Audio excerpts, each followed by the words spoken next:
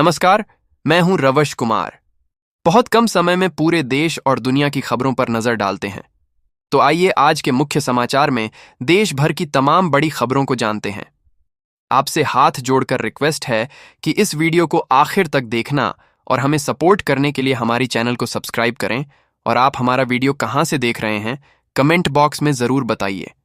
विधानसभा चुनावों में पार्टी को भारी नुकसान हो सकता है, जबकि उमर अब्दुल्ला ने बड़गांव में उनके चुनाव प्रचार से दूरी बनाने को महत्वहीन बताया। वही उमर समर्थक अब सांसद से इस्तीफा मांग रहे हैं।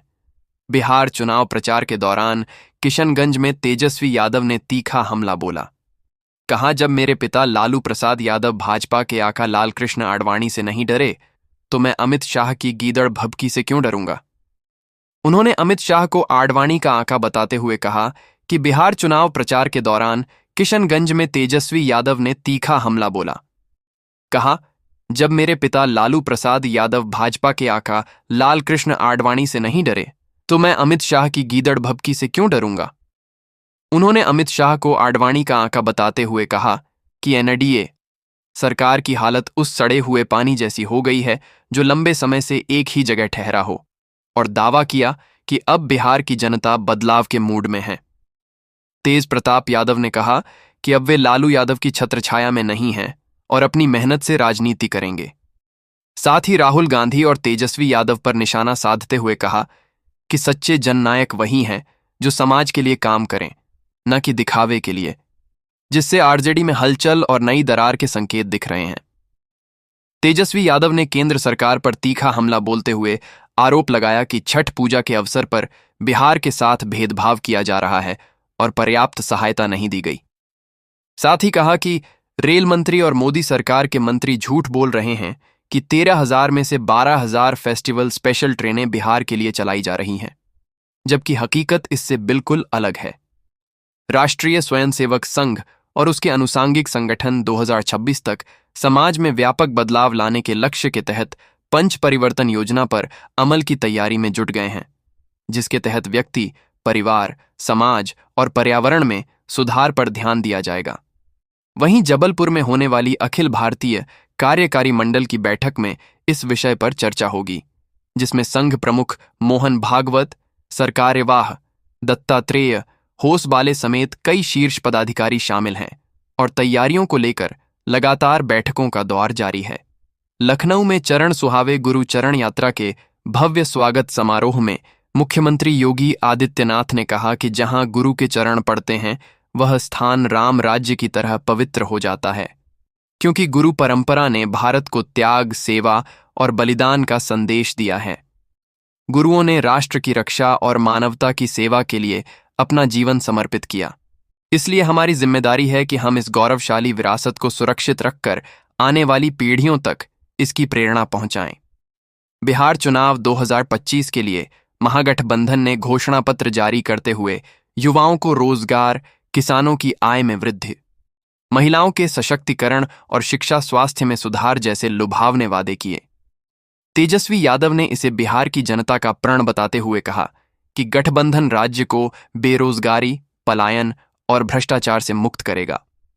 वहीं कांग्रेस नेता पवन खेड़ा ने कहा कि यह घोषणा पत्र दिखाता है कि कौन वास्तव में बिहार के विकास को लेकर गंभीर है और सरकार बनने के पहले दिन से क्या करना है, इसका स्पष्ट रोड मैप तैयार है।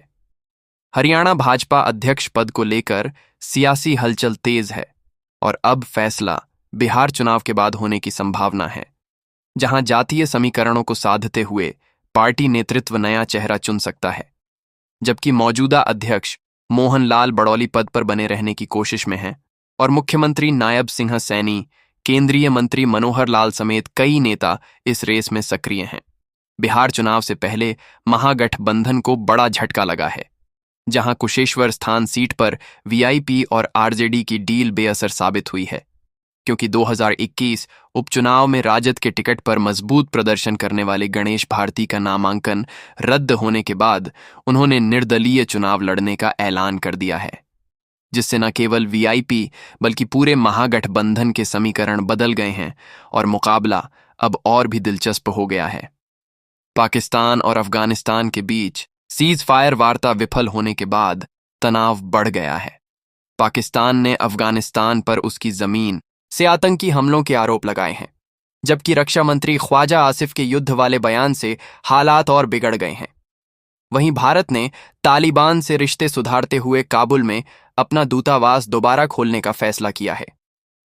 मुजफ्फरनगर में वायु प्रदूषण खतरनाक स्तर पर पहुंच गया है, जहां का AQI दिल्ली से भी अधिक दर्ज किया गया और यह उत्तर प्रदेश का दूसरा सबसे प्रदूषित शहर बन गया है।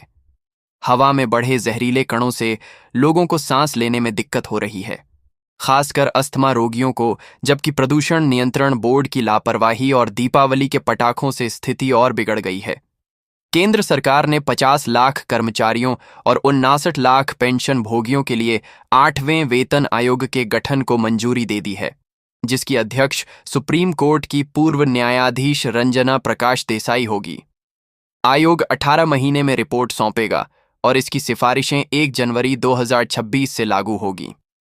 इस फैसले से वेतन संशोधन की उम्मीद बढ़ी है, जिससे कर्मचारियों की क्रय शक्ति बनी रहेगी। वहीं इसे बिहार विधानसभा चुनाव से भी जोड़कर देखा जा रहा है, जहां सरकारी नौकरी बहाली बड़ा मुद्दा है। जन स्वराज पार्टी के संस्थापक प्रशांत किशोर का नाम 2 विधानसभा क्षेत्रों की मतदाता सूची में दर्ज पाए जाने पर विवाद खड़ा हो गया है।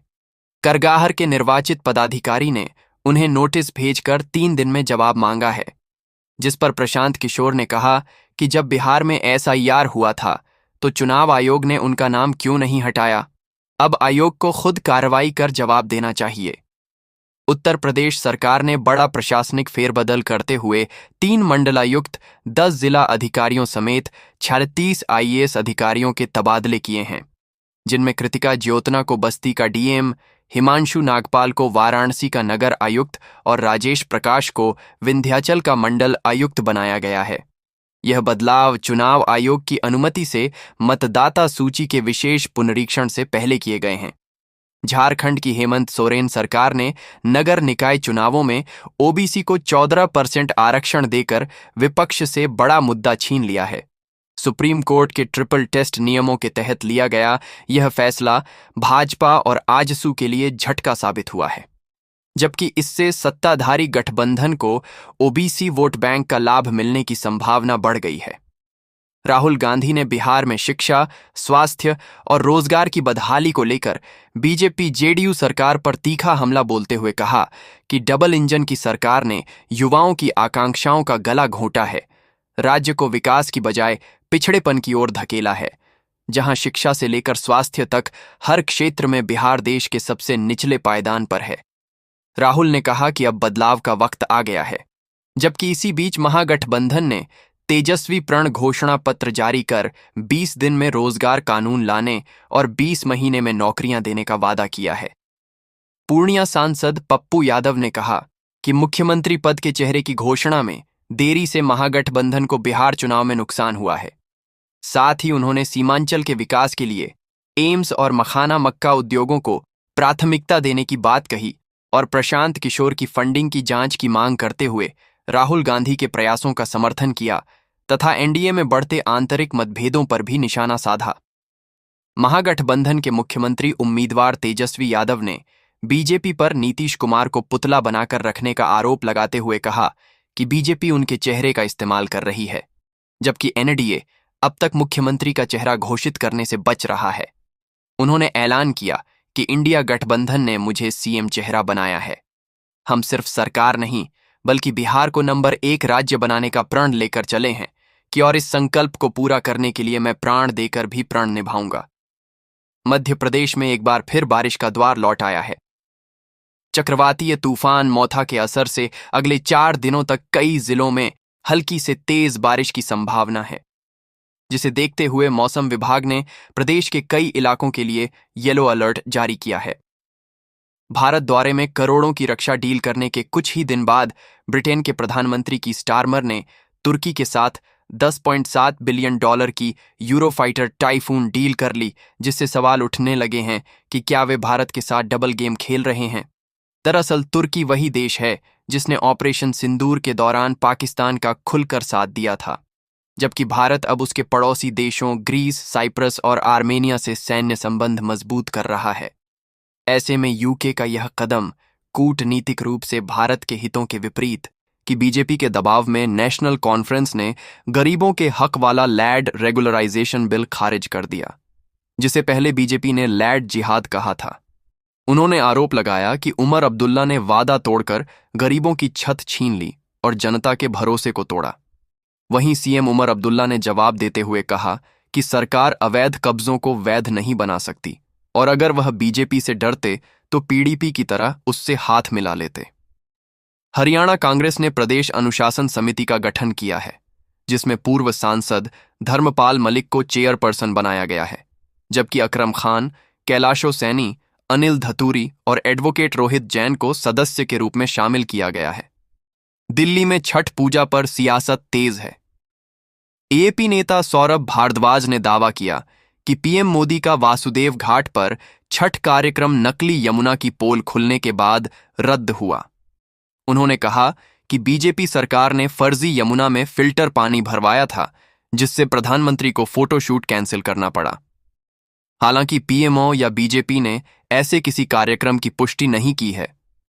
गृह मंत्री अमित शाह ने कहा कि ग्रेट निकोबार परियोजना से भारत के समुद्री व्यापार और सामरिक ताकत को नई ऊंचाई मिलेगी, जिससे देश सुरक्षा, स्थिरता और आत्मनिर्भरता के 3 स्तंभों पर आगे बढ़ते हुए सागरमाला, ब्लू इकोनॉमी और ग्रीन मैरिटाइम विजन जैसी पहलुओं के जरिए 2030 तक वैश्विक जहाज निर्माण में शीर्ष 5 देशों में शामिल होने की दिशा में अग्रसर है। सफल की अदालत ने राहुल गांधी की कथित विवादित टिप्पणी मामले में मंगलवार को सुनवाई पूरी कर फैसला सुरक्षित रख लिया है, जिसका ऐलान 7 नवंबर को किया जाएगा। हिंदू शक्ति दल के अध्यक्ष सिमरन गुप्ता की ओर से दायर इस मामले में आरोप है कि राहुल गांधी की टिप्पणी से जनता की भावना